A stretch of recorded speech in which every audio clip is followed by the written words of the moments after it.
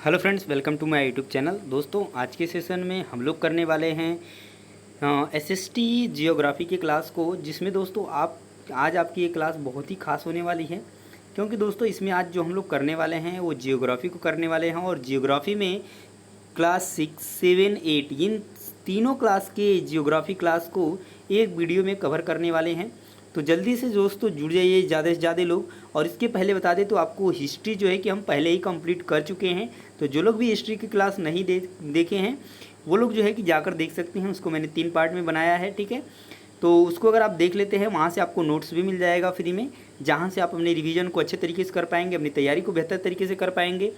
और उसी तरीके से आपकी जियोग्राफी की क्लास चलेगी, ठीक है। और उसके बाद आपको इसका PDF भी मिल जाएगा, वो भी बिल्कुल फ्री में। तो ये भी चीज़ है, तो जल्दी से जुड़ जाइए और ज़्यादा से ज़्यादा जो है इस वीडियोज़ को लाइक और शेयर कर दीजिए अपने दोस्तों के साथ में, ताकि उनको भी ये लाभ मिल सके।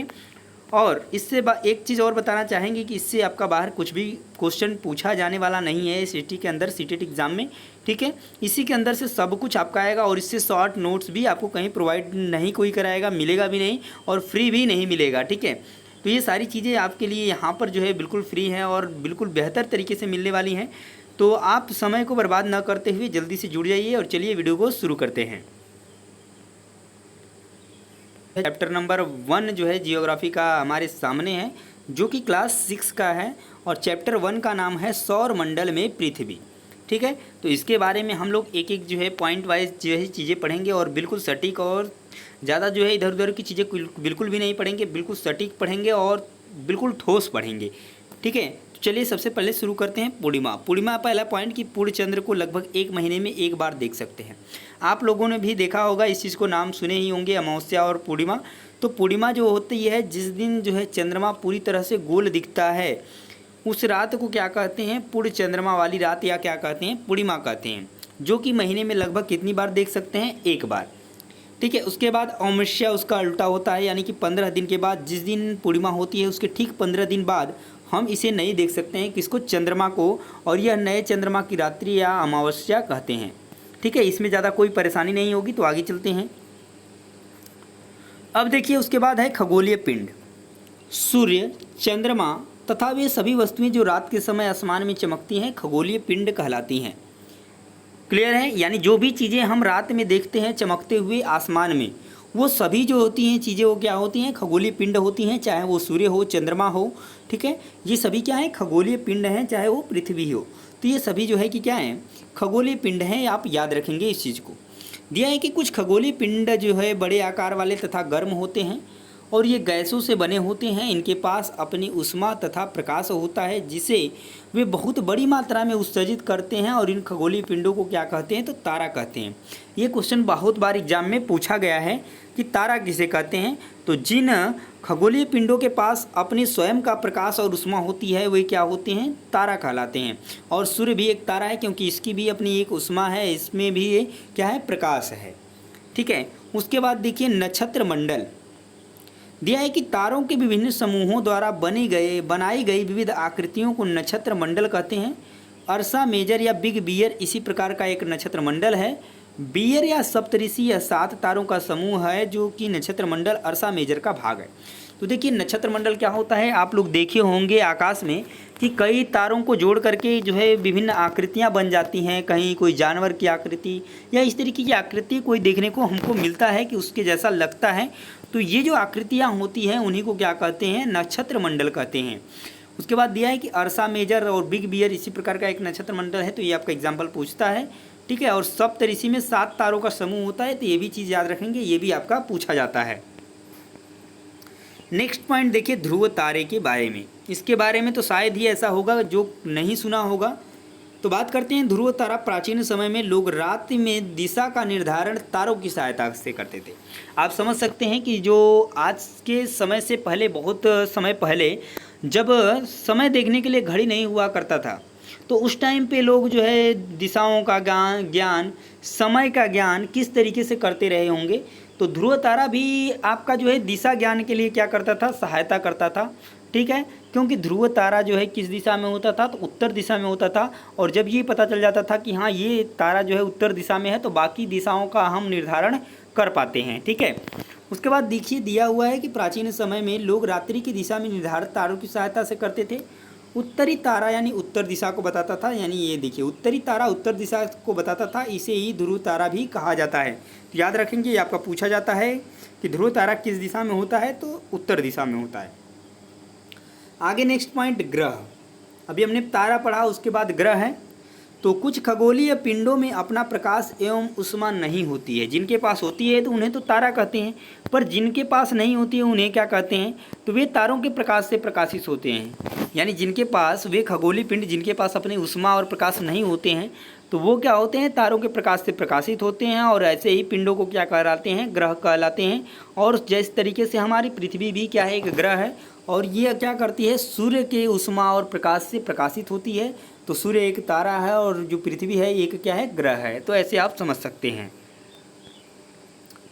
नेक्स्ट देखिए आगे पॉइंट दिया है कि खगोलीय पिंडों एवं उनकी गति के संबंध में अध्ययन करने वालों को खगोल शास्त्री कहते हैं। किसके बारे में, खगोलीय पिंडों एवं उनकी गति के संबंध में अध्ययन करने वालों को खगोल शास्त्री कहते हैं। आर्यभट्ट प्राचीन भारत के प्रसिद्ध खगोल शास्त्री थे। ग्रह, जिसे अंग्रेजी में प्लैनेट कहते हैं, ग्रीक भाषा के प्लैनेटाई शब्द से बना है, जिसका अर्थ होता है परिभ्रमक, या अर्थात चारों ओर घूमने वाला। यानी परिभ्रमक का अर्थ क्या होता है, चारों ओर घूमने वाला। ये भी आपका एग्जाम में पूछा गया क्वेश्चन है। ठीक है, ये भी पूछा जा सकता है कि प्लैनेट किस भाषा से लिया गया है, तो प्लैनेटाई शब्द वो भी ग्रीक भाषा की। ठीक है, तो ये चीज़ें आप याद रखेंगे। आगे नेक्स्ट पॉइंट देखिए पृथ्वी के बारे में। तो जिस पर हम रहते हैं यह ग्रह है, ये अपना संपूर्ण प्रकाश एवं ऊर्जा सूर्य से प्राप्त करती है। जो पृथ्वी के सबसे नज़दीक का तारा है, कौन, सूर्य। पृथ्वी को बहुत अधिक दूरी से, जैसे चंद्रमा से देखने पर यह चंद्रमा की तरह चमकती हुई प्रतीत होगी। सूर्य से जो है दूरी के हिसाब से पृथ्वी जो है तीसरा ग्रह है, और आकार में यह पांचवा सबसे बड़ा ग्रह है। तो ये भी चीज़ें आप याद रखेंगे। आगे देखिए उपग्रह दिया है कि आसमान में दिखने वाला चंद्रमा क्या है, एक उपग्रह है। यह हमारी पृथ्वी का सहचर है, जो कि इसके चारों ओर चक्कर लगाता है। अतः यह क्या है, हमारी पृथ्वी का उपग्रह है। सौरमंडल की बात करें तो सूर्य और 8 ग्रह, उपग्रह तथा कुछ अन्य खगोलीय पिंड जैसे क्षुद्र ग्रह और उल्का पिंड मिलकर सौरमंडल का क्या करते हैं, निर्माण करते हैं। और इसे हम सौर परिवार का क्या करते हैं, नाम देते हैं। उसके बाद और भी कुछ पॉइंट हैं। दिया है कि जियोग्राफी एक अंग्रेजी शब्द है और यह ग्रीक भाषा से लिया गया शब्द है, जिसका अर्थ है पृथ्वी का विवरण। अब देखिए जियोग्राफी जो है पृथ्वी का विवरण है, जियोलॉजी पृथ्वी के अध्ययन है, जियोमेट्री पृथ्वी का मापन है, और जियोइड का मतलब होता है पृथ्वी के आकार के अनुरूप। यानी इन सब्जेक्टों के अंदर इस चीज़ों का हम अध्ययन करते हैं। आगे देखिए नेक्स्ट पॉइंट सूर्य के बारे में दिया हुआ है कि सूर्य जो है परिवार का मुखिया क्या है, सूर्य है। और सूर्य सौरमंडल के केंद्र में स्थित है। यह बहुत बड़ा है एवं अत्यधिक गर्म गैसों से बना है। इसका खिंचाव बल इसमें सौरमंडल को बांधे रखा है। सूर्य सौरमंडल के लिए प्रकाश एवं उष्मा का एकमात्र स्रोत है। पृथ्वी सूर्य से लगभग 15 करोड़ किलोमीटर दूर है। हमारे सौरमंडल में 8 ग्रह हैं। सूर्य से दूरी के अनुसार उन ग्रहों के नाम दिए गए हैं। बुध है, शुक्र है, पृथ्वी है, बृहस्पति है। देखिए मंगल बीच से गायब हो गया है। ठीक है, तो बुध, शुक्र, पृथ्वी, मंगल, बृहस्पति, शनि, यूरेनस तथा नेपच्यून है। सौरमंडल के सभी 8 ग्रह एक निश्चित पथ पर सूर्य का चक्कर लगाते हैं। ये कक्षा कहलाते हैं। तो आप समझते हैं कि बीच में हमारा जो होता है सूर्य होता है, और इसके चारों तरफ जो है इस तरीके से बहुत से रास्ते होते हैं, यानी कि जो बहुत से कक्षा होते हैं जिन पर जो है कि ये जो हमारे प्लैनेट हैं वो क्या करते हैं, चक्कर लगाते हैं। तो यही को इनकी कक्षा कहलाते हैं। ठीक है, ये जो चक्कर लगाते हैं। आगे देखिए दिया है कि प्लूटो भी यह ग्रह माना जाता था, परंतु अंतर्राष्ट्रीय खगोलीय संगठन ने अपनी बैठक अगस्त 2006 में यह निर्णय लिया कि कुछ समय पहले खोजे गए अन्य खगोलीय पिंड तथा प्लूटो बौने ग्रह कहे जा सकते हैं, यानी ग्रह की श्रेणी से उनको निकाल दिया गया। उसके बाद देखते हैं कि भूआब क्या होता है। तो ध्रुवों के पास थोड़ी चपटी होने के कारण इसके आकार को भूआब कहा जाता है। तो याद रखेंगे इस चीज़ को। ठीक है, इसको क्या कहा जाता है, भूआब कहा जाता है। दिया है कि अंतरिक्ष से देखने पर पृथ्वी जो है नीले रंग की दिखाई पड़ती है, क्योंकि इसकी 2/3 सतह पानी से ढकी हुई है। और इसलिए इसे नीला ग्रह भी कहा जाता है। आगे दिया हुआ है चंद्रमा के बारे में कि हमारी पृथ्वी के पास केवल एक उपग्रह है चंद्रमा, और इसका व्यास पृथ्वी के व्यास का केवल 1/4 है।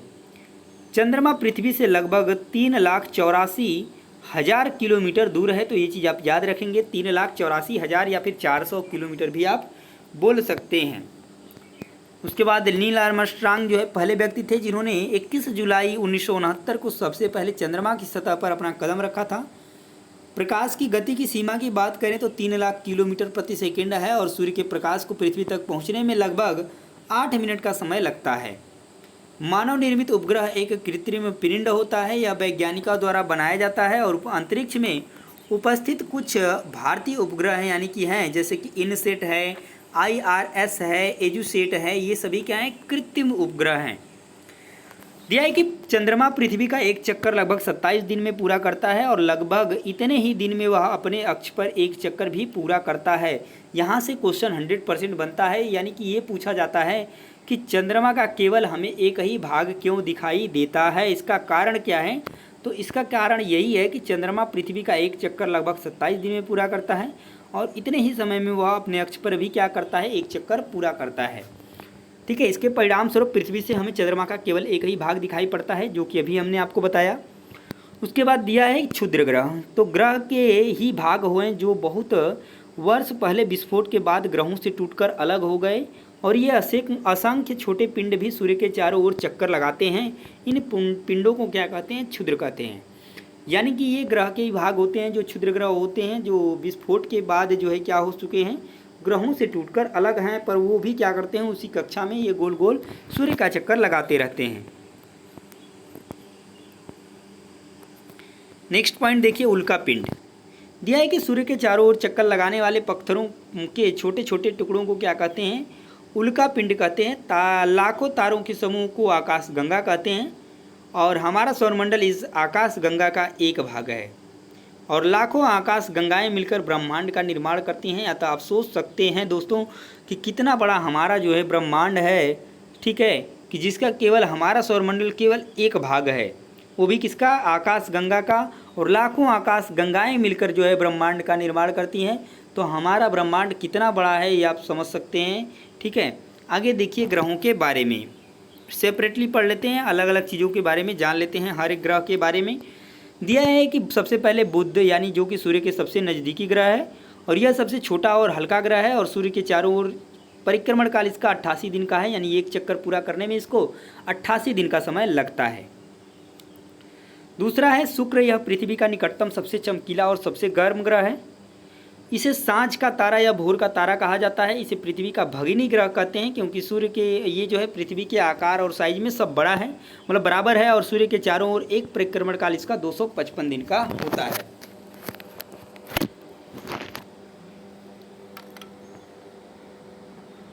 मंगल के बारे में, मंगल ग्रह क्या है, तो इसे लाल ग्रह कहा जाता है। इसके 2 उपग्रह हैं, फोबोस और डीमोस। सूर्य के चारों ओर एक परिक्रमण काल जो है इसका कितना का है, तो 687 दिन का है। बृहस्पति की बात करें तो यह सौरमंडल का सबसे बड़ा ग्रह है। इसका उपग्रह गैनीमीड है और सूर्य के चारों ओर एक परिक्रमण काल इसका 12 साल का है। तो याद रखेंगे इसकी चीज़ के बारे में कि यह सौरमंडल का सबसे बड़ा ग्रह है। शनि की बात करें तो यह आकार में दूसरा सबसे बड़ा ग्रह है और इसका उपग्रह टाइटन है और सूर्य के चारों ओर एक परिक्रमण काल इसका 29 साल का लगता है, यानी ठीक है, 29 साल में है एक चक्कर पूरा करता है सूर्य का। नेक्स्ट दिया हुआ है कि यह आकार में तीसरा सबसे बड़ा ग्रह है और इसकी खोज 1781 ईस्वी में विलियम हर्शेल द्वारा की गई थी। इसका उपग्रह टाइटेनिया है और सूर्य के चारों ओर एक परिक्रमण काल इसका 84 साल का होता है।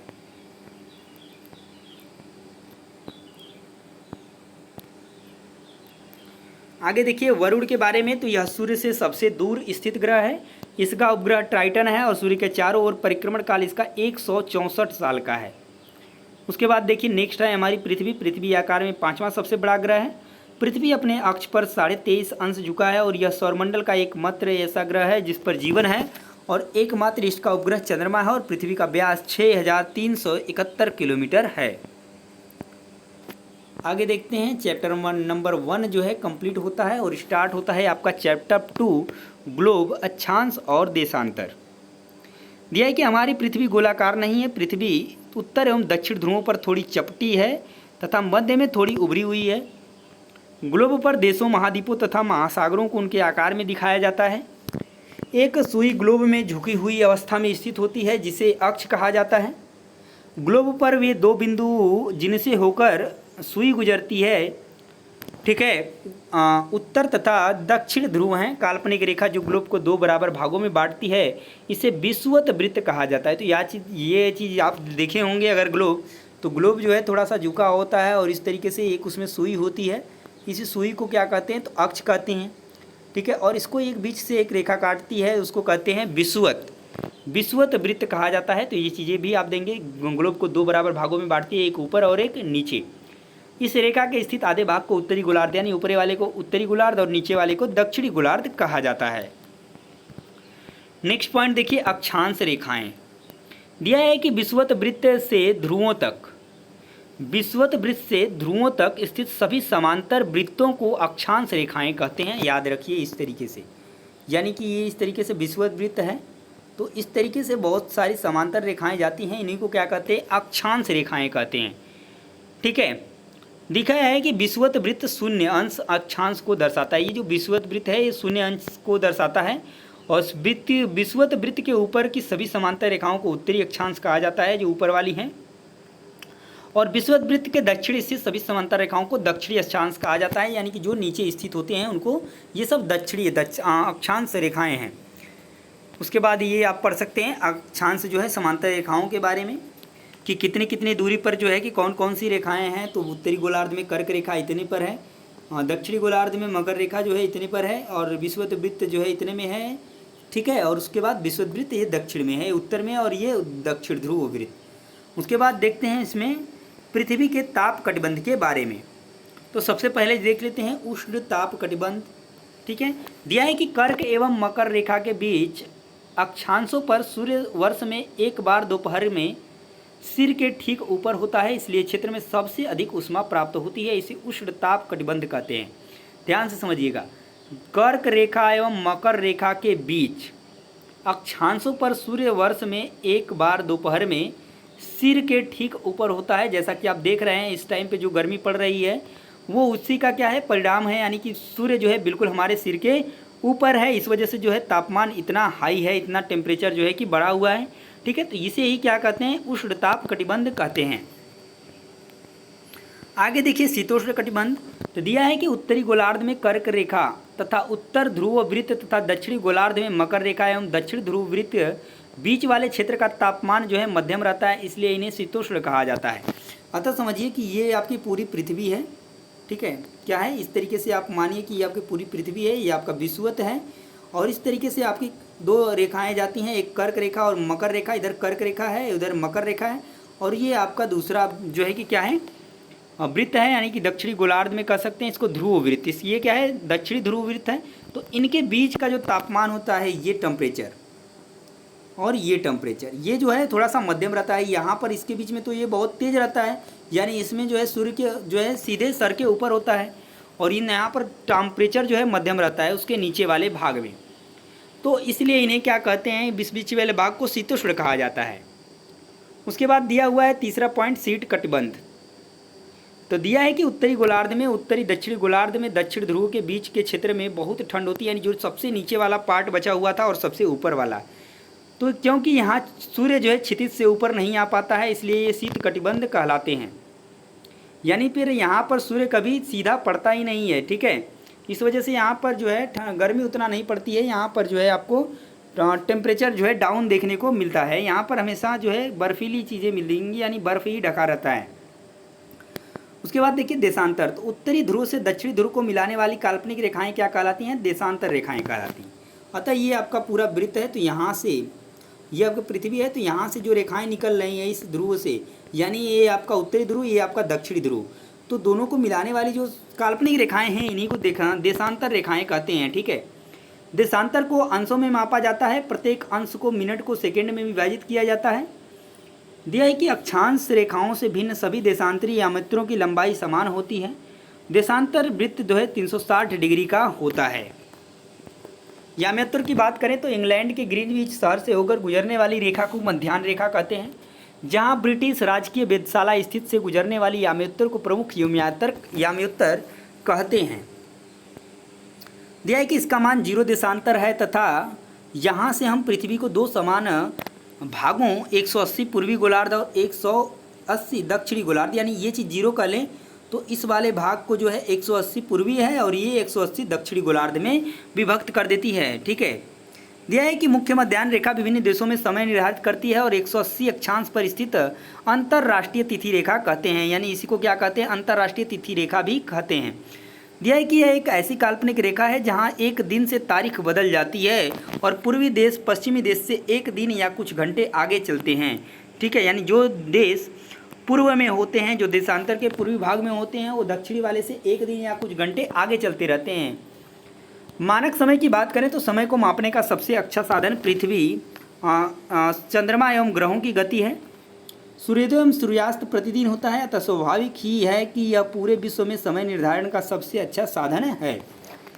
दिया है कि पृथ्वी पश्चिम से पूरब की ओर चक्कर लगाती है, अतः वे स्थान जो ग्रीनविच के पूर्व में है उनका समय ग्रीनविच समय से आगे होगा तथा जो पश्चिम में है उनका समय क्या होगा, पीछे होगा। समय के अंतर की गणना निम्नलिखित विधि से की जाती है। पृथ्वी लगभग 24 घंटे में अपने अक्ष पर 360 डिग्री घूम जाती है, अर्थात वह 1 घंटे में 15 डिग्री एवं 4 मिनट में 4 डिग्री घूमती है। तो ये चीज़ आप समझ सकते हैं।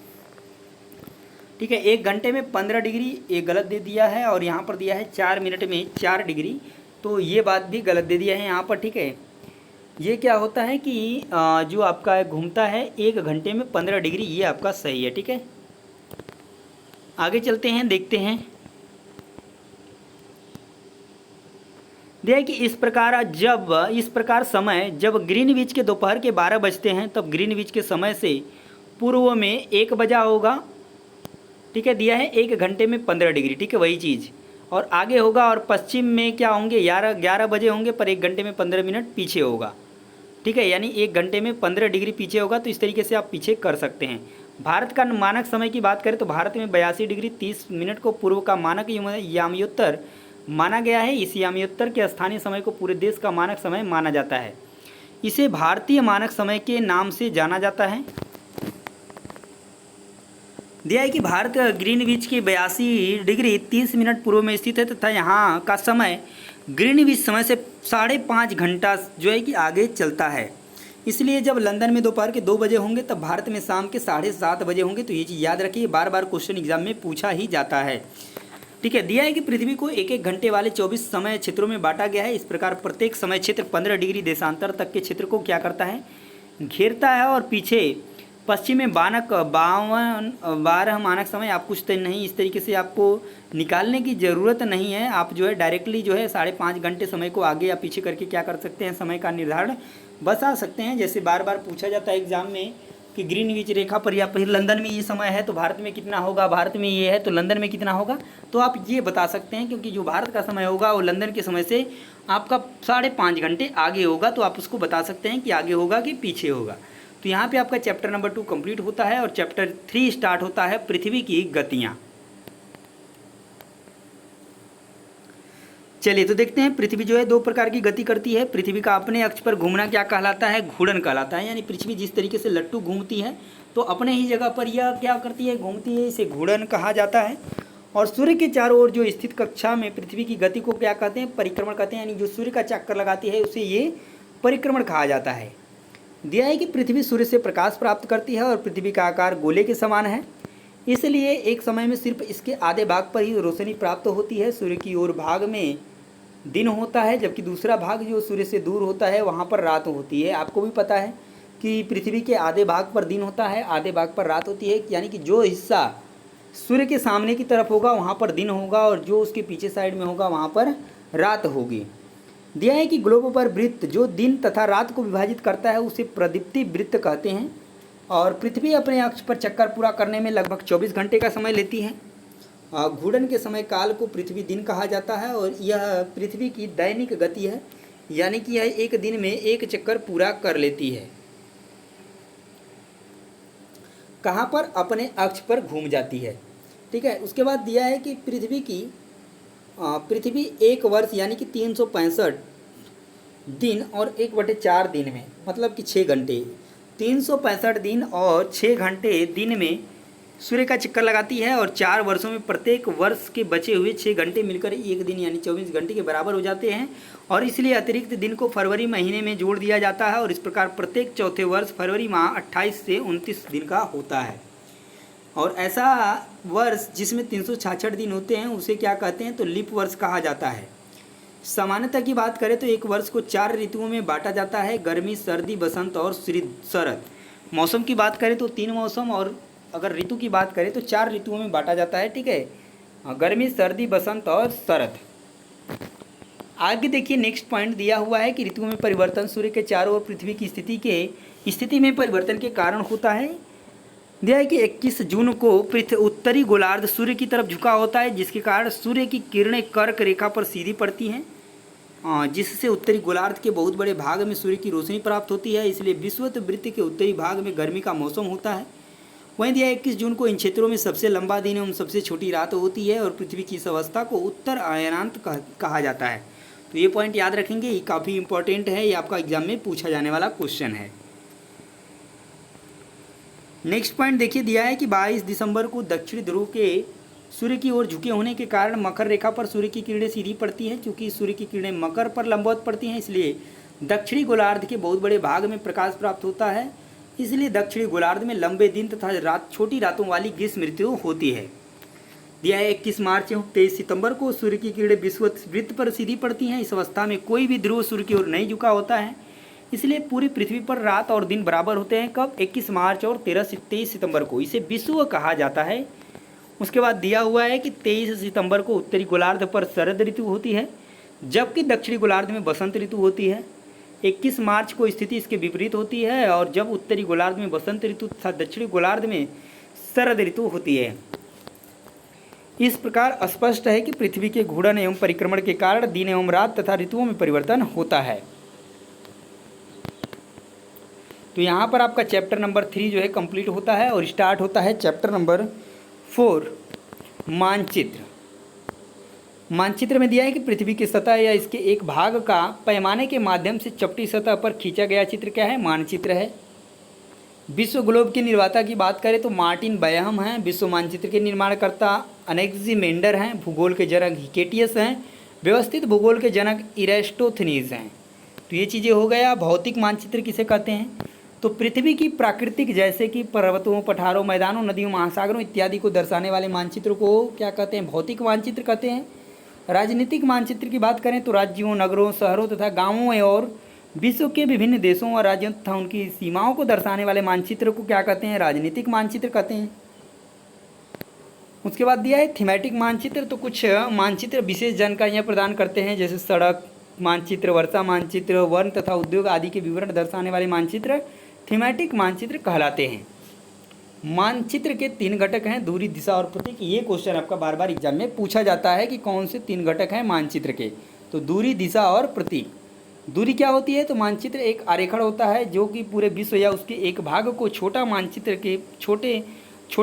के छोटे पैमाने पर खींचे जाते हैं। दूसरा है दिशा। तो अधिकतर मानचित्र में ऊपरी दाहिनी तरफ का निशान, तीर का निशान बना होता है। ये तीर का निशान किसको दर्शाता है? तो दिशा को निर्देशित करते हैं। प्रतीक की बात करें तो किसी भी मानचित्र पर वास्तविक आकार एवं प्रकार एवं में विभिन्न आकृतियों जैसे भवनों, सड़कों, पुलों, वृक्षों, रेल की पटरियों या कुएं को दिखाना संभव नहीं होता है। इसलिए वे निश्चित अक्षरों, छायाओं, रंगों, चित्रों तथा रेखाओं का उपयोग करके क्या करते हैं? दर्शाते हैं। और वो दर्शाए गए जो चित्र होते हैं वही क्या कहलाते हैं? तो प्रतीक होते हैं। रूढ़ प्रतीक क्या है? तो विभिन्न रंगों का उपयोग भी इसी उद्देश्य से किया जाता है। उदाहरण के लिए सामान्यतः नील रंग का इस्तेमाल जलाशयों, भूरा रंग पर्वतों, पीला रंग पठारों और हरा रंग मैदानों को दर्शाने के लिए किया जाता है। इसे ही रूढ़ प्रतीक कहते हैं। ठीक है। रेखा चित्र क्या होता है? तो आप अपने मित्र के घर जाना चाहते हैं लेकिन आपको रास्ते की जानकारी नहीं है। आपका मित्र अपने घर के रास्ते को बताने के लिए एक कच्चा आरेखण बना सकता है, वो आपका रेखा चित्र कहलाता है। खाका क्या है? तो एक छोटे क्षेत्र का बड़ा पैमाने पर खींचा गया रेखा चित्र खाका कहा जाता है। तो यहाँ पे आपका चैप्टर नंबर 4 कंप्लीट होता है और स्टार्ट होता है आपका चैप्टर नंबर 5 पृथ्वी के प्रमुख परिमंडल। तो चलिए देख लेते हैं पृथ्वी के प्रमुख परिमंडल के बारे में। दिया है कि पृथ्वी एकमात्र ऐसा ग्रह है जहाँ जीवन है और यहाँ मानव जीवन के लिए आवश्यक तत्व भूमि, जल तथा हवा पृथ्वी पर क्या है, मौजूद है। पृथ्वी की सतह ऐसी है जिसमें 3 महत्वपूर्ण घटक हैं, भूमंडल, वायुमंडल और जलमंडल। भूमंडल क्या होता है, तो पृथ्वी का वह भाग जिस पर हम रहते हैं उसे क्या कहते हैं, भूमंडल कहते हैं। और ठोस भाग होता है, यह भूपृथ्वी की चट्टानों तथा मिट्टी की पतली परतों का बना होता है। इसमें जीवों के लिए पोषक तत्व पाए जाते हैं। उसके बाद दिया है कि पृथ्वी की सतह को 2 मुख्य भागों में बांटा जा सकता है, बड़े स्तरीय भूभागों को महाद्वीप तथा बड़े जलाशयों को महासागरीय बेसिन के नाम से जाना जाता है। विश्व के सभी महासागर आपस में एक दूसरे से क्या हैं, जुड़े हुए हैं। विश्व का सबसे ऊंचा शिखर माउंट एवरेस्ट समुद्र तल से 8,848 मीटर ऊंचा है। दूसरा, विश्व का सबसे गहरा भाग प्रशांत महासागर का मेरियाना गर्त है जिसकी लंबाई 11,022 मीटर है।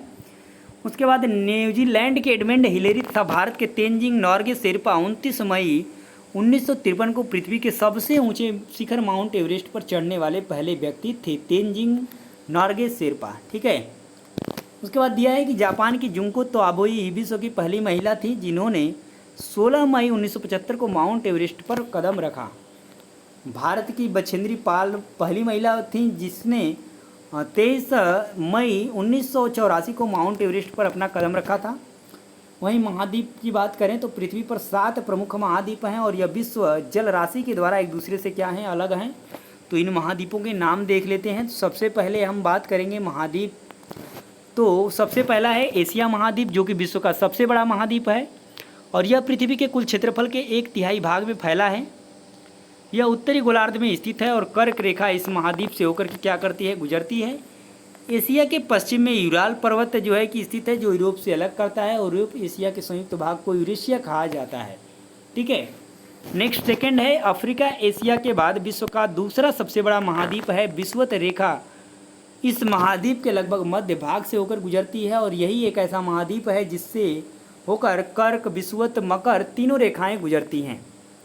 सहारा का रेगिस्तान विश्व का सबसे बड़ा गर्म रेगिस्तान है जो कि अफ्रीका में स्थित है और विश्व की सबसे लंबी नील नदी अफ्रीका से होकर गुजरती है। तो ये पॉइंट भी आप याद रखेंगे इन सब चीज़ों को। लिखा है कि यूरोप यह महाद्वीप एशिया के पश्चिम में स्थित है। आर्कटिक रेखा इससे होकर गुजरता है। यह 3 तरफ से जल से घिरा हुआ है। चौथा है उत्तर अमेरिका। विश्व का तीसरा सबसे बड़ा महाद्वीप दक्षिण अमेरिका से एक संकरीय स्थल से जुड़ा है जिसे पनामा स्थल संधि कहा जाता है। यह महाद्वीप पूरी तरह से उत्तरी और दक्षिण पश्चिमी गोलार्ध में स्थित है।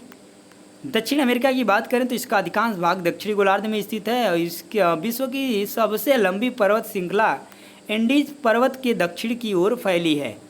दक्षिण अमेरिका में विश्व की सबसे बड़ी नदी अमेजन बहती है।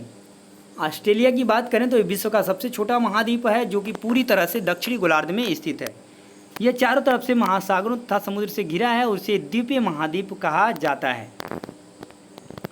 नेक्स्ट पॉइंट दिया हुआ है 7वां, अंटार्कटिका एक बहुत बड़ा महाद्वीप है जो कि दक्षिणी गोलार्ध में स्थित है और दक्षिण ध्रुव इस महाद्वीप के मध्य में स्थित है।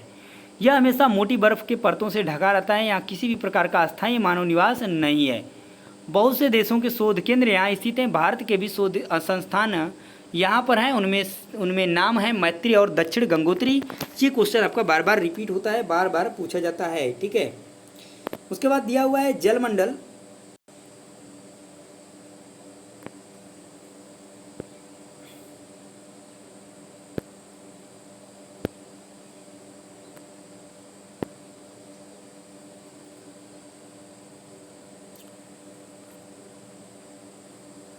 देखिए जलमंडल के बारे में दिया हुआ है। चलिए कोई बात नहीं, यहाँ पर देखिए जलमंडल के बारे में तो दिया हुआ है कि जलमंडल पृथ्वी को नीला ग्रह कहा जाता है।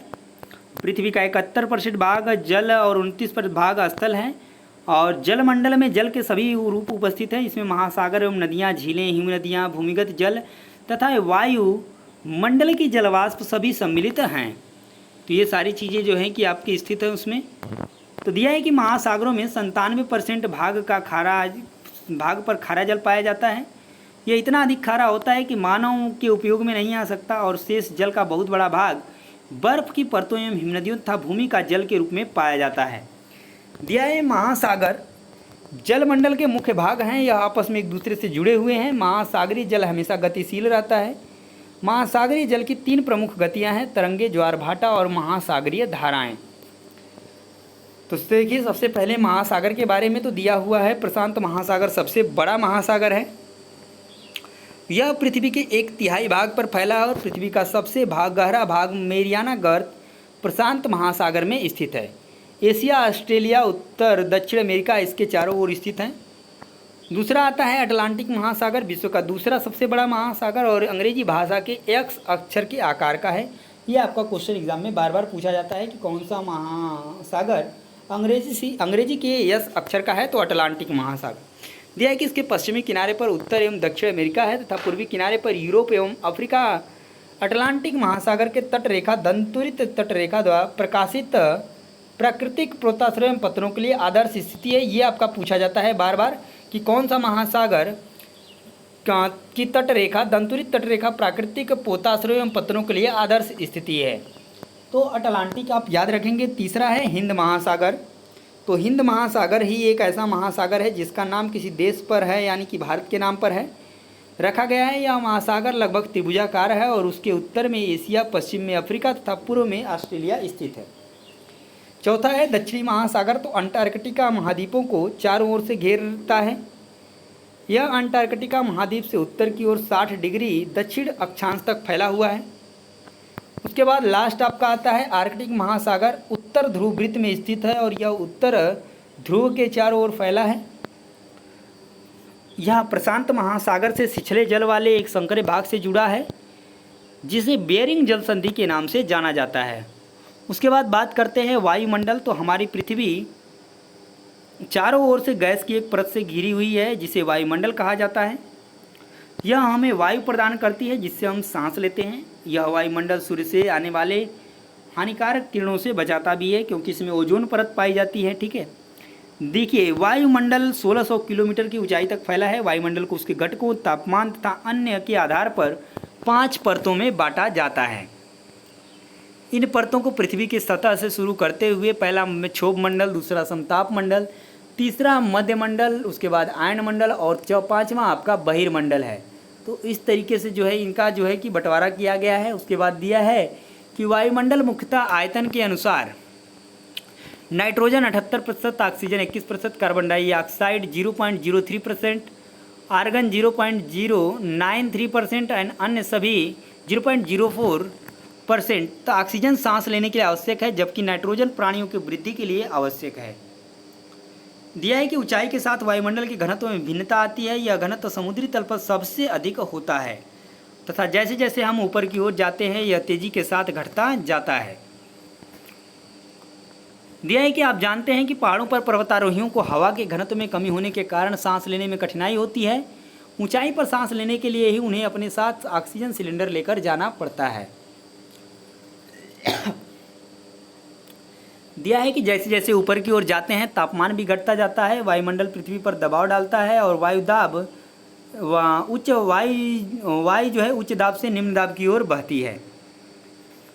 उसके बाद बात करते हैं जीवमंडल की। तो जीवमंडल मंडल स्थल, जल तथा हवा के बीच का एक सीमित भाग है। यह वह भाग है जहाँ जीवन मौजूद है। कौन? जीवमंडल। उसके बाद दिया है कि जीवमंडल के प्राणियों को मुख्यतः 2 भागों यानी कि जंतु जगत और पादप जगत में विभक्त किया जाता है और पृथ्वी के ये तीनों परिमंडल आपस में पारस्परिक क्रिया करते हैं तथा एक दूसरे को किसी न किसी रूप में क्या करते हैं? प्रभावित करते हैं। तो यहाँ पे आपका चैप्टर जो है 5 कंप्लीट होता है और स्टार्ट होता है चैप्टर नंबर 6। चलिए देखिए नेक्स्ट चैप्टर 6, पृथ्वी के प्रमुख स्थल रूप। तो पृथ्वी के प्रमुख स्थल रूप की बात करें तो पृथ्वी की सतह सभी जगह एक समान नहीं है। पृथ्वी पर अनगिनत प्रकार के स्थल रूप हैं। स्थलमंडल के कुछ भाग ऊंचे नीचे तथा कुछ समतल होते हैं। ये स्थल रूप 2 प्रक्रियाओं के परिणाम स्वरूप बनते हैं। प्रथम या आंतरिक प्रक्रिया के कारण जो बहुत से स्थानों पर पृथ्वी की सतह कहीं ऊपर उठ जाती है तो कहीं क्या करती है? धंस जाती है। दूसरी जो प्रक्रिया है बाह्य प्रक्रिया, स्थल के लगातार बनने व टूटने की प्रक्रिया है। पृथ्वी की सतह के टूटकर घिस जाने को अपर्दन कहते हैं और अपर्दन की क्रिया के द्वारा सतह नीची हो जाती है तथा निक्षेपण की प्रक्रिया के द्वारा इनका फिर से क्या होता है? निर्माण हो जाता है। तो पर्वत के बारे में जान लेते हैं। पर्वत पृथ्वी की सतह की प्राकृतिक ऊंचाई है। पर्वत का शिखर छोटा तथा आधार चौड़ा होता है। यह आसपास के क्षेत्र से बहुत ऊंचा होता है। कुछ पहाड़ बादलों से भी ऊंचे होते हैं। जैसे जैसे आप ऊंचाई पर जाएंगे जलवायु ठंडी होती जाएगी। दूसरा है हिमानी। तो कुछ पर्वतों पर हमेशा जमी रहने वाली बर्फ़ की नदियाँ होती हैं, वही क्या कहलाती हैं, हिमानी होती हैं। तो श्रृंखला की बात करें तो पर्वत एक रेखा के क्रम में भी व्यवस्थित हो सकते हैं, जिसे श्रृंखला कहा जाता है। ये सैकड़ों किलोमीटर में फैले होते हैं। उसके बाद हिमालय है। तो आल्प्स एवं एंडीज क्रमशः एशिया, यूरोप तथा दक्षिण अमेरिका की पर्वत श्रृंखलाएँ हैं।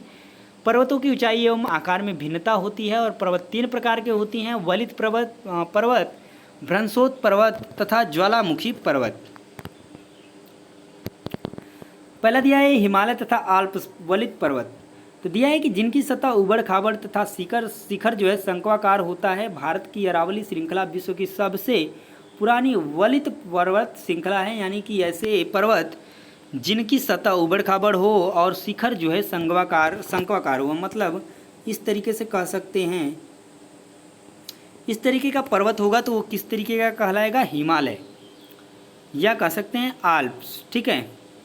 दूसरा देखिए दिया हुआ है भ्रंशोत पर्वत। तो जब बहुत बड़ा भाग टूट जाता है तथा ऊर्ध्वाधर रूप से विस्थापित हो जाता है तब भ्रंशोत पर्वतों का निर्माण होता है। यूरोप की राइन घाटी तथा वासजेस पर्वत इस तरह के पर्वत तंत्र के क्या हैं, उदाहरण हैं। उसके बाद तीसरा है ज्वालामुखी पर्वत। तो ज्वालामुखी क्रियाओं के कारण बनते हैं ये। और अफ्रीका का माउंट किलिमंजारो तथा जापान का फ्यूजियमा इस तरह के पर्वतों के क्या हैं, उदाहरण हैं। उसके बाद तीसरा नंबर आता है पठार। दिया हुआ है कि उठी हुई एवं सपाट भूमि होती है पठार। इसका ऊपरी भाग मेज के समान सपाट होता है। पठारों की ऊंचाई प्रायः कुछ 100 मीटर से लेकर कई हज़ार मीटर तक हो सकती है। पठार नए या पुराने हो सकते हैं। भारत में दक्कन पठार, केन्या में तंजानिया तथा पूर्वी अफ्रीका का युगांडा पर ये जो है क्या है, एग्जाम्पल हैं किसके, पठार के।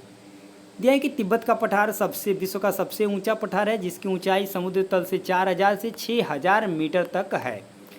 अफ्रीका का पठार सोना एवं हीरो के खनन के लिए प्रसिद्ध है। भारत में छोटा नागपुर के पठार में लोहा, कोयला तथा मैग्नीज के बहुत बड़े भंडार पाए जाते हैं। तो ये देखिए जो हम चीज़ें पढ़ा रहे हैं आपको, एक एक पॉइंट ये आपके लिए इंपॉर्टेंट है, जहाँ से आपका क्वेश्चन 100% बनना है, ये बनना है। दिया है कि प्रशांत महासागर में स्थित मनाकी पर्वत सागर की सतह से नीचे स्थित है, जिसकी ऊंचाई 10,205 मीटर एवरेस्ट शिखर से भी क्या है, अधिक है।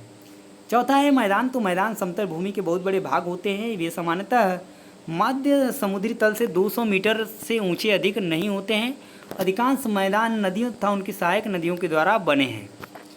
एशिया में स्थित भारत में गंगा का मैदान प्रमुख उदाहरण है। मनुष्य में रहने, खेती करने के लिए क्या है, उपयोगी है। तो यहाँ पे आपका चैप्टर नंबर 6 कंप्लीट होता है और स्टार्ट होता है आपका चैप्टर नंबर 7, हमारा देश भारत। तो दिया है कि भारत एक बहुत बड़े भौगोलिक विस्तार वाला देश है। उत्तर में हिमालय के ऊंचे शिखरों से घिरा है, पश्चिम में अरब सागर, पूर्व में बंगाल की खाड़ी और दक्षिण में हिंद महासागर यानी कि भारतीय प्रायद्वीप के तटों पर लहराते हैं। दिया है कि भारत का क्षेत्रफल लगभग 32.8 किलोमीटर है। उत्तर में कश्मीर से लेकर दक्षिण में कन्याकुमारी तक इसका विस्तार लगभग 3200 किलोमीटर है। तब पूर्व में अरुणाचल प्रदेश से लेकर पश्चिम में कच्छ तक इसका विस्तार 2900 किलोमीटर तक है। भारत की स्थिति की बात करें तो भारत उत्तरी गोलार्ध में स्थित है। कर्क रेखा 23.30 डिग्री उत्तर देश के लगभग मध्य से होकर गुजरती है और दक्षिण से उत्तर की ओर भारत की मुख्य भूमि का विस्तार 8.4 डिग्री उत्तर तथा 37.6 डिग्री उत्तर अक्षांशों के बीच में है। पश्चिम से लेकर पूर्व तक भारत का विस्तार 68.7 डिग्री पूर्व तथा 97.25 डिग्री पूर्व देशांतरों के बीच स्थित है। उसके बाद बात करते हैं देशांतरीय विस्तार। लगभग 29 के कारण यहाँ के दो छोर पर स्थित स्थानों के स्थानीय समय में बहुत अधिक अंतर हो सकता था। इस तरह की दूरी पर स्थित दो स्थानों के बीच समय का अंतर लगभग 2 घंटों का होगा और प्रत्येक एक देशांतर के लिए स्थानीय समय 4 मिनट का अंतर होता है। नेक्स्ट पॉइंट देखिए, दिखाया हुआ है कि पश्चिम में गुजरात की अपेक्षा पूर्व के अरुणाचल प्रदेश में सूर्योदय लगभग 2 घंटे पहले होता है। उसके बाद दिया है राजनीतिक एवं प्रशासनिक विभाजन। तो भारत एक विशाल देश है। प्रशासनिक क्रियाकलापों के लिए देश को 28 राज्यों एवं 8 केंद्र शासित प्रदेशों में बांटा गया है। 8 जून 2014 को तेलंगाना भारत का 29वां राज्य बना और पहले यह राज्य जो है आंध्र प्रदेश का एक भाग था। भारत की राजधानी की बात करें तो इसकी नई दिल्ली है। राज्यों का निर्माण मुख्यतः भाषाओं के आधार पर हुआ है और क्षेत्रफल की दृष्टि से सबसे बड़ा राज्य राजस्थान तथा सबसे छोटा राज्य गोवा है। राज्यों को जिलों में क्या किया गया है, बांटा गया है। भौतिक विभाजन की बात दिया है तो भारत में भौगोलिक आकृतियाँ विभिन्न प्रकार की हैं। पर्वत हैं, पठार हैं, मैदान है, तट है और द्वीप समूह भी हैं। भारत के उत्तर में हिमालय है। हिम प्लस आलय का अर्थ होता है बर्फ का घर। भारत के पश्चिमी भाग में भारतीय महामरुस्थल स्थित है और उत्तरी मैदानों के दक्षिण में प्रायद्वीपीय पठार स्थित हैं। आगे देखिए नेक्स्ट पॉइंट दिया है, पश्चिमी घाट के पश्चिम में तथा पूर्व घाट के पूर्व में तटीय मैदान स्थित है। गंगा एवं ब्रह्मपुत्र नदियां विश्व के सबसे बड़े डेल्टा का निर्माण करती हैं, जिसे सुंदरवन डेल्टा कहा जाता है। भारत में 2 द्वीप समूह हैं, लक्षद्वीप समूह और अरब सागर में स्थित है और अंडमान एवं निकोबार द्वीप समूह भारत में दक्षिण पूर्व एशिया में बंगाल की खाड़ी में स्थित हैं। उसके बाद यहाँ पर राज्य और राजधानियाँ दी गई हैं, जिसको कि आप जानते होंगे, नहीं जानते हैं तो इसको स्क्रीनशॉट लेकर आप पढ़ सकते हैं। आंध्र प्रदेश की राजधानी अमरावती, अरुणाचल प्रदेश ईटानगर, असम दिसपुर, बिहार पटना, छत्तीसगढ़ रायपुर, गोवा पणजी, गुजरात गांधीनगर, हरियाणा चंडीगढ़, हिमाचल प्रदेश शिमला, झारखंड रांची, कर्नाटक बेंगलुरु, केरल तिरुवनंतपुरम, मध्य प्रदेश भोपाल नहीं होगा, ठीक है, वहाँ भोपाल सही है, महाराष्ट्र मुंबई, मणिपुर इम्फाल, मेघालय शिलोंग, मिजोरम आइजॉल, नागालैंड कोहिमा, उड़ीसा भुवनेश्वर, पंजाब चंडीगढ़, जयपुर, उसके बाद सिक्किम गंगटोक, तमिलनाडु चेन्नई और त्रिपुरा अगरतला, उत्तर प्रदेश लखनऊ, उत्तराखंड देहरादून, पश्चिम बंगाल कोलकाता। तो ये थे और यहाँ पर कुछ केंद्र शासित प्रदेश हैं, उनकी राजधानियाँ हैं। अंडमान और निकोबार द्वीप समूह की राजधानी पोर्ट ब्लेयर, चंडीगढ़ की राजधानी चंडीगढ़, दिल्ली की दिल्ली, लद्दाख की लेह, लक्षद्वीप की कवरत्ती, पुडुचेरी का पुडुचेरी। दिया है कि दादरा और नगर हवेली और दमन और दीव। दिया है कि जम्मू और कश्मीर, श्रीनगर और जम्मू, ये क्या। उसके बाद देश के हमारे अन्य नाम बात करें भारत के तो हिंदुस्तान है, इंडिया है, आर्यव्रत है, भारत है, ये सभी जो है कि किसके नाम है, तो भारत के ही नाम है। उसके बाद यहाँ पर आप एक नज़र देख सकते हैं, देश की राजधानी नई दिल्ली, देश का क्षेत्रफल, भारत की राष्ट्रभाषा, कुल राज्य, कुल केंद्र शासित प्रदेश, कुल जिले, कुल गांव, देश का अक्षांतरीय विस्तार, देशांतरीय विस्तार, पश्चिम पूर्व से पश्चिम तक विस्तार, उत्तर से दक्षिण तक विस्तार, मानक समय के लिए चयनित स्थान, देश के लिए दक्षिण ध्रुव से भूमध्य रेखा की दूरी, देश के मुख्य भूमि पर सबसे दक्षिणी छोर कन्याकुमारी है। भारत की स्थलीय सीमा कुल की लंबाई 15,200 किलोमीटर है। भारत की सीमा से सटे देश नेपाल, भूटान, चीन, श्रीलंका, बांग्लादेश, म्यांमार और पाकिस्तान हैं। भारतीय सीमा को स्पर्श करने वाले सागर तथा समुद्री कौन कौन से हैं, तो हिंद महासागर, अरब सागर, बंगाल की खाड़ी और आदर्श शब्द की बात करें तो सत्यमेव जयते, आम, कमल और हाकी है।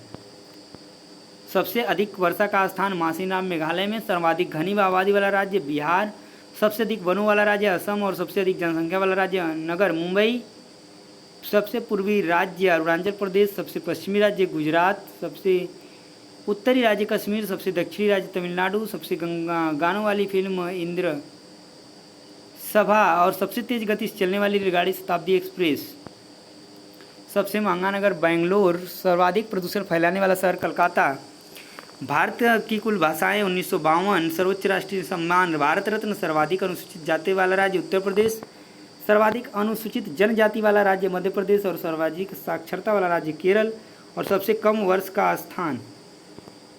का स्थान तो लेह। तो यहाँ पर आपका कंप्लीट होता है चैप्टर नंबर 7 और स्टार्ट होता है चैप्टर नंबर 8। दिया है मौसम के बारे में, तो वायुमंडल में दिन प्रतिदिन होने वाला परिवर्तन, इसमें तापमान तथा वर्षा तथा सूर्य का विकिरण इत्यादि जो है कि भूमिका है शामिल है। उसके बाद दिया है कि भारत के प्रमुख मौसम कौन है, सर्दी, गर्मी, वर्षा और शरद ऋतु। देखिए पहला है शीत ऋतु, तो ठंडे मौसम में सूर्य की सीधी किरणें नहीं पड़ती हैं, जिसके परिणामस्वरूप उत्तर भारत का तापमान कम हो जाता है। ग्रीष्म ऋतु कब पड़ती है, तो गर्मी के मौसम में सूर्य की किरणें सीधी पड़ती नहीं हैं, जिसके कारण तापमान अधिक हो जाता है। वर्षा का मौसम देखिए, तो उसके बाद दिया हुआ है कि यह मानसून के आने तथा आगे बढ़ने का समय होता है। इस समय पवन की बंगाल की खाड़ी तथा अरब सागर से स्थल की ओर बहती है। जब ये पवनें पहाड़ों से टकराती हैं तब वर्षा होती है। शरद ऋतु क्या है, तो यह समय पवनें स्थल भागों से लौटकर बंगाल की खाड़ी की ओर जाती हैं और यह मौसम के लौटने का समय होता है। भारत के दक्षिणी भागों विशेषकर तमिलनाडु तक आंध्र प्रदेश में इस मौसम में वर्षा होती है। उसके बाद दिया हुआ है जलवायु, तो किसी स्थान पर अनेक वर्षों में मापी गई मौसम की औसत दशा को क्या कहते हैं? जलवायु कहते हैं। भारत की जलवायु को मोटे तौर पर मानसूनी जलवायु कहा जाता है। मानसून शब्द अरबी भाषा के मौसम शब्द से लिया गया है, जिसका अर्थ होता है मौसम। किसी स्थान पर जलवायु की उसकी स्थिति, ऊंचाई, समुद्र से दूरी तथा उच्चावच पर निर्भर करती है। भारत की जलवायु में क्षेत्रीय विभिन्नता की बात करें तो राजस्थान के मरुस्थल में स्थित जैसलमेर तथा बीकानेर बहुत गर्म स्थान है। जम्मू तथा कश्मीर के द्रास एवं कारगिल में बर्फीली ठंड पड़ती है। तटीय क्षेत्र जैसे मुंबई तथा कोलकाता की जलवायु मध्यम है। समुद्र तट होने के कारण ये स्थान बहुत आर्द्र हैं। विश्व में सबसे अधिक वर्षा मेघालय में स्थित मौसिनराम में होती है। केरल, आंध्र प्रदेश और तमिलनाडु में पूरे साल मौसम एक जैसा रहता है। भारत उष्णकटिबंध में आ जाता है। प्राकृतिक वनस्पति की बात करें तो जो पौधे, घास और झाड़ियाँ बिना मनुष्य की सहायता से उग जाते हैं। अलग अलग जलवायु में अलग अलग प्रकार की वनस्पतियाँ पाई जाती हैं। वन्य प्राणी की बात करें तो वनों में जंतुओं की हजारों प्रजातियाँ हैं, जिसे सरीसृप, उभयचर, पक्षियों, स्तनधारियों, कीटों तथा कर्मियों का निवास होता है। तो आप देख सकते हैं यहाँ पर क्लास 6 की जियोग्राफी कंप्लीट होती है और स्टार्ट होता है क्लास 7 की एनसीईआरटी जियोग्राफी क्लास चैप्टर 1। तो इसको जो है कि हम लोग दोस्तों अगले पार्ट में करेंगे, यानी दूसरा पार्ट इसका करेंगे, उसमें जो है कि कवर करेंगे। ठीक है, क्योंकि वीडियो बहुत लंबी हो जाएगी और जिससे आपको भी परेशानी होगी।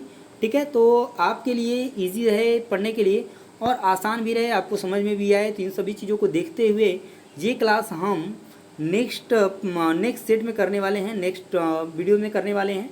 तो दोस्तों वीडियो कैसा लगा है कमेंट में निश्चित रूप से बताइएगा। यदि लगा है कि थोड़ा भी हेल्पफुल है तो प्लीज़ चैनल को सब्सक्राइब करना नहीं भूलें और बेल आइकन को भी प्रेस कर लीजिए, क्योंकि आगे आने वाले अभी बहुत सारे वीडियोज़ आपके लिए इंपॉर्टेंट हैं, क्योंकि पूरी जियोग्राफी क्लास है, उसके बाद पॉलिटी की क्लास है।